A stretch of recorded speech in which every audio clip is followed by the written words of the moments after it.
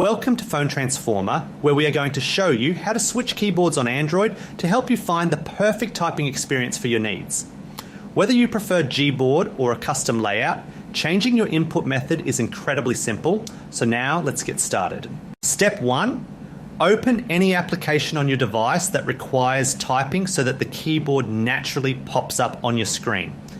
This is a necessary first step because you need the keyboard interface to be active in order to access the quick switch settings. Step 2, look at the very bottom corner of your screen while the keyboard is open and click on the small keyboard icon. This button is the dedicated shortcut for input settings and is the fastest way to view all the different typing tools currently installed on your phone. Step 3, select your preferred keyboard from the Choose Input Method list that immediately appears in the center of your display.